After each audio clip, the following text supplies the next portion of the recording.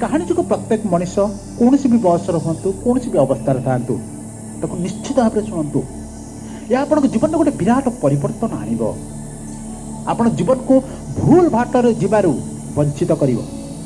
मनीष जीवन गोटे विचित्र जन्म गोटे विचित्र यात्रा। से जब मनीष थे भूल कर दिए पुणी थे फेरी आसवाई तो दीर्घ समय लगे। आम पाखे एत समय ना आम बारंबार भूल करवा पुणी सुंदर रास्ता को आसवा। भूल कर शिखा अपेक्षा ताठर सुंदर हूँ अमूल्य शिक्षा को समय क्रमे जाना ठीक समय जाना ताको जीवन में लगे गोटे निर्भुल सुंदर सफल जीवन काटिबा। आम भारत वर्षर सर्वश्रेष्ठ कृति हूँ आमर अमूल्य शिक्षा आमर प्रकृत आध्यात्मिकता।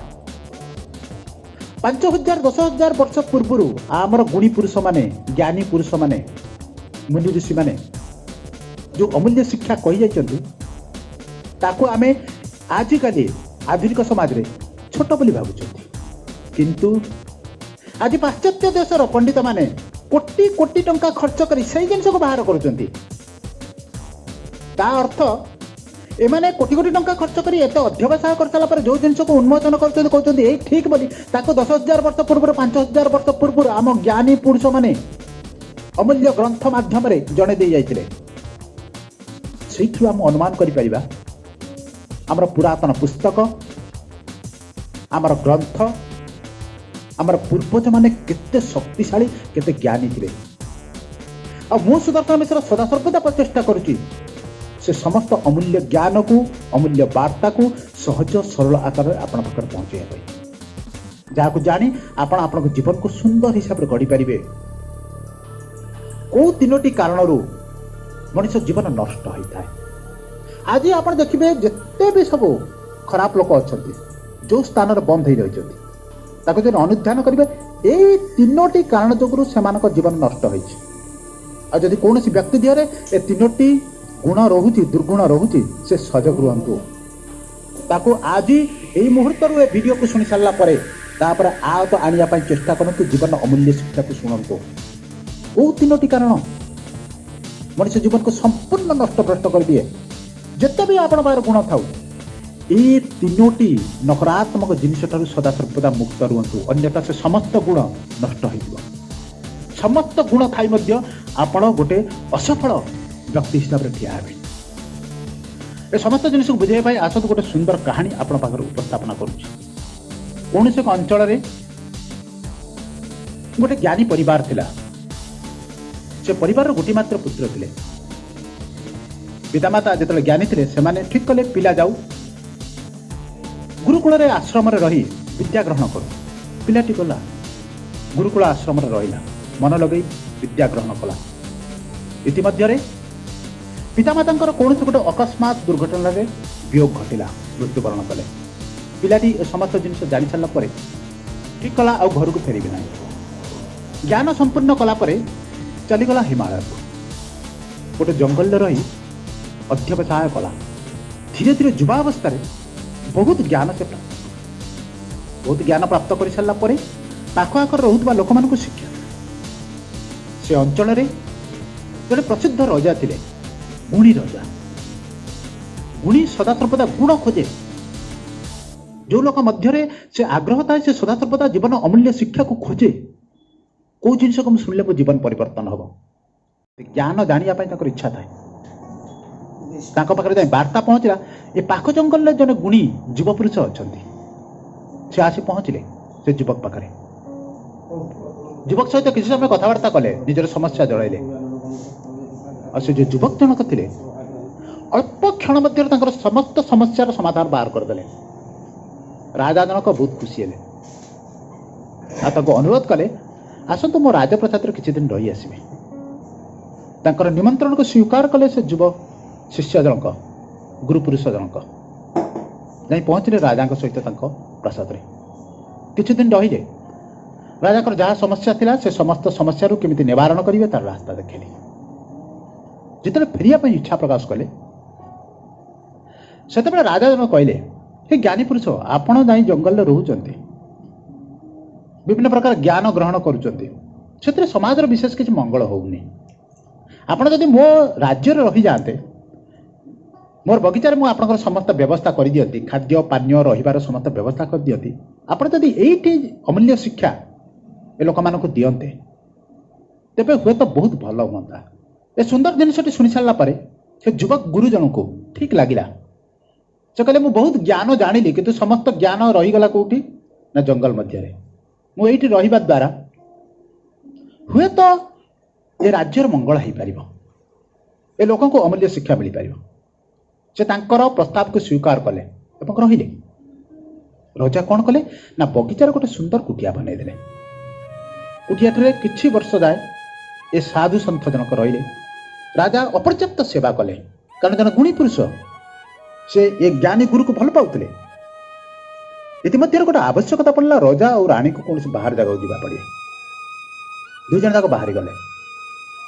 ए गुरुंकर रक्षणाबेक्षण करने जड़े व्यक्ति को कहीगले। व्यक्ति जनक 2-4 दिन रक्षणाबेक्षण करिछि तार देह खराब होला। से किछि दिन जाए आसला नहीं। कुटिया मध्य रहीगले किए ना एकुटिया ही रहीगले से युवक जनक। निजको समस्त कार्य करिया पड़िला। रंधाबड़ा पाखु आरंभ करी घर सफा पर्यंत समस्त जिन करिया पड़ला। किछि दिन चलीगला। राजा राणी सहित फेरी आसिले।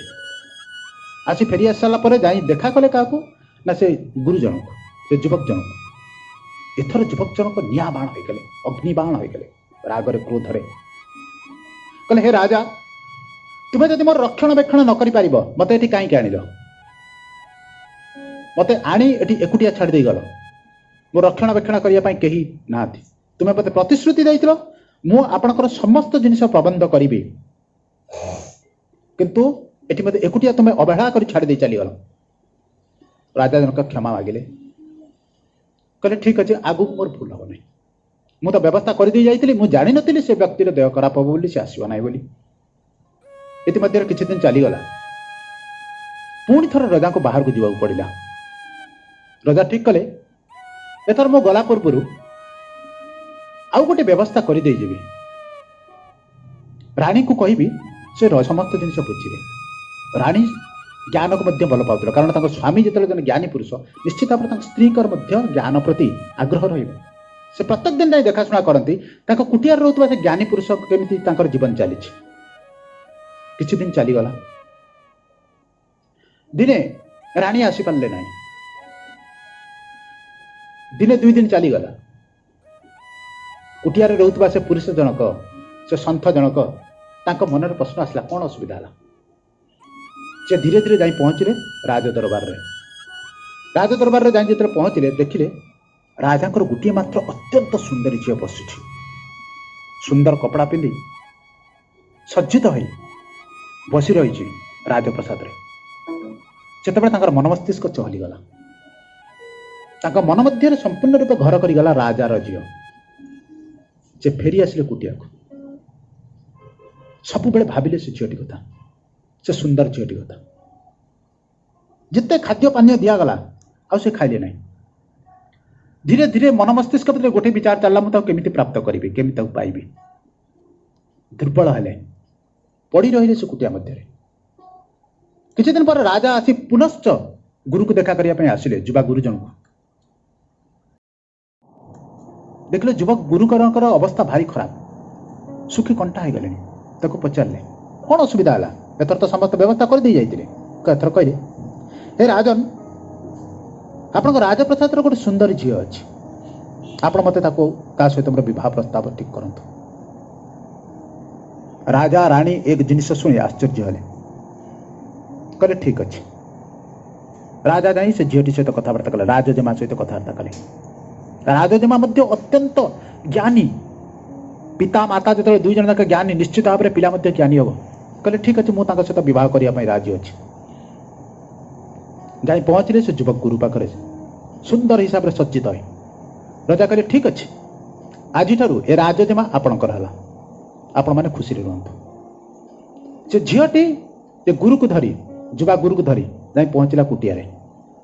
कुटिया द्वार देश जाई पहुंचला तले से राज झील कहले मु कोन कुड़िया रही मत तो राजप्रसाद दरकार, सुंदर घर दरकार। से शिष्य जनक से गुरु जनक धाइला राजा पाखु। कहला आज्ञा मु से सुंदर झील को नहीं आपण झील को नहीं कुड़िया केमती रही मत घर दिंतु। राजा गोटे सुंदर घर देले। किछि दिन पर राजा झील काम करि परिबो नै तो कष्ट होला। से कहला मत काम करने कष्ट होची मत चाकर बाकर दरकार। पुणी कौन कले से युवक गुरुजन जाई पहुंचले राजा पारे कहले मत चाकर बाकर दियंतु। राजा चाकर मध्य जोगे देले। किछि दिन पर अर्थ अभाव पड़ला। से झीलटी कहला जातु अर्थ जोगाड़ करिवे। पुणी जाई पहुंचले राजा पारे हमको अर्थ दियंतु। अर्थ नहीं आसिले। जेतबे समस्त जिनिस नहीं आसी पहुंचले घरे से राजा झील से गुरु को गोटे सुंदर कथा कहते। कारण से गुरुजन को संपूर्ण विचलित था केमी घर ठीक हम केमी अर्थ आसब। से राजा झील जनक आसी पाखे बसले कहले आपणकर अवस्था थरे देखिछंती आपण कौन थिले कौन हेइछंती। आपण थिले महान संत समस्त बंधन मुक्त आज अल्प क्षण मध्य आपणकर अवस्था गोटे अत्यंत दरिद्र सांसारी ठारू भी खराब। आपण बंधन मुक्त थिले आपण एबे संपूर्ण रूपे संसार बंधन ना आबद्ध अजनातरे। आपण दिने एठी ज्ञान देवा पई आसीथिले। मो पिता मो माता मु आमे समस्त आपण ठारू ज्ञान ग्रहण करिया पई प्रार्थना करतलु। आ आपणकर आज ए दुर्दशा आइगला आपण जाई मो पिता माता को पदार्थ मागुचंती। आपण ताको प्रार्थना करचंती मते घर दियंतु। आपण ताको प्रार्थना करचंती मते अर्थ दियंतु। आपण को जीवन कौन थिला कौन हला आपण की भूल कले आपण कोड थिले अछि कोडी पहुंचले आपण एते ज्ञान ग्रहण करथिले एते समस्त जिनिस अनुभव करथिले कोन एथि पई बंधन मध्य बांधिबा पई। आपण तो बंधन मुक्त जीवन काटिबा कथा सबु आड़ू छंदी हो गले। संसार मारे एमती जंजालग्रस्त हो गले आप थकी गले।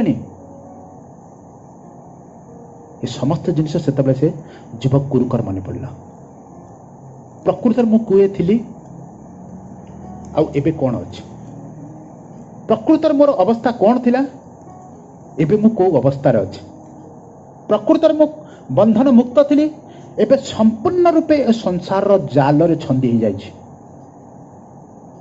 से झील जन कहला मु आपन को रास्ता को आनिया पाई जेतल मो पिता कहले सेतबे मु हां भरिली आपन सहित विवाह करिया पाई कि आपन सहित किछि दिन रहिया पाई। मोर उद्देश्य थिला आपन को बंधन मध्य बाहर करिया पाई। जेतबे आपन प्रथमे मो पिता माता आसे आपन पहुंचले जेतबे आपन खाद्य पानी असुविधा आपन क्रोधान्वित होइतिले सेतबे मु जानि जेतले आपन पथभ्रष्ट होई गेलेनी बोली। कारण आपन सुख सुविधा मध्य रही आपन समस्त अमूल्य ज्ञान को भूली गेलेनी बोली।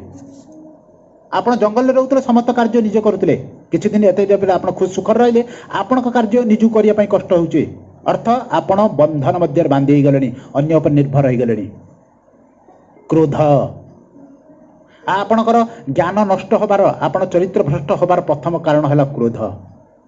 द्वितीय कारण आपणकर मो प्रति आसिला वासना।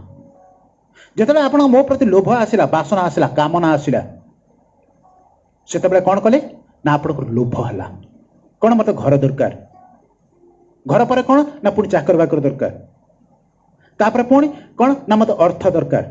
आपणकर लोभ धीरे धीरे बढ़ी चलला। प्रथम भूल आपण कले क्रोधान्वित हेले। द्वितीय भूल कले आपणकर वासना आसला कामना आसला। तृतीय भूल कले आपण लोभ आसला। ए तीनोटी जाक बंधन ने आपण संपूर्ण रूपे बांधी हो गले। 5000 वर्ष पूर्व गीतारे श्रीकृष्ण ए तीनोटी जिनिस कही जाइछन्ति।